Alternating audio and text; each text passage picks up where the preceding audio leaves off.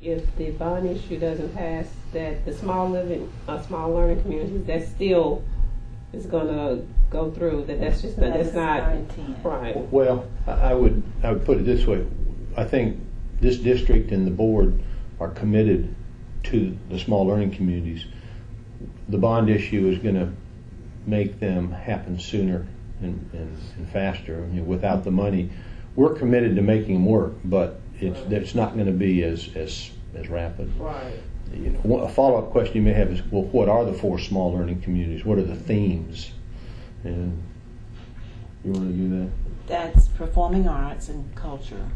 That would be all the performing arts: photography, music, keyboard, dance. There's a health theme. There is what we call a biz tech community, which is aligned with business and the community college. And then there's an academic challenge, and that would be loaded with AP courses, advanced placement courses, for that student that wanted to start earning college credits in high school. One of the problems we have had is that in the vocational efforts we have, we're not teaching necessarily the skills that this community needs. And so part of, I think, what Ms. Autry is talking about is that as the small learning communities are under the design phase, which, by the way, is going on as we speak, a very important part of that BizTech one is working with industry to understand what are the skills we need to be teaching, and to make sure we're teaching the right things rather than just teaching things. So this came up. I was reading an article, particularly about the Tupelo plant, and the Toyota plant where they announced it there, and of course they've had 2 or 3 bond issues maybe in Tupelo in that area. But one of the issues I know in talking to the governor's office that Toyota visited 4 sites in Mississippi. One of them was Meridian, the Kewanee site.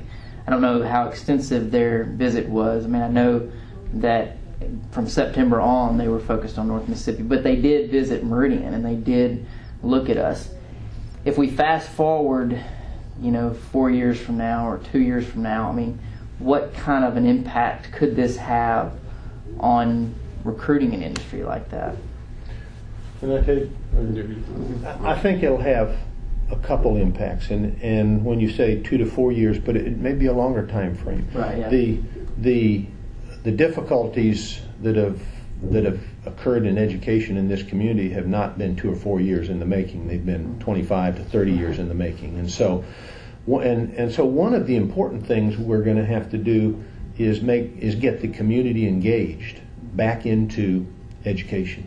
And one of the things the bond issue does is it speaks loudly of this community's commitment to public education. And so, will it do the things that 2 years from now happen to land the right plant? Who knows? But it's setting the stage for and putting in place not only the ability to keep our facility up and going, to start new programs, but to engage the community. And that's really what Tupelo had. The bond issues are never the objective. They're only the necessary evil that goes along with a better, longer range plan. And I think one of the things Tupelo has shown is they have an area and a community that supports public education, and part of that support is passing bond issues, but part of it is just their involvement in education, and that's what Toyota, I think, was looking at. If you look at Tupelo and you talk about businesses, they always tell you one of the most important things for a business is location. And then beyond location, they'll talk about access, rail access, interstate access, air, and all of that. You look at Tupelo, there's no easy way to get to Tupelo. There's just absolutely no easy way to get there. But the thing is, they have that education piece, is that these people are willing to put money into their education system.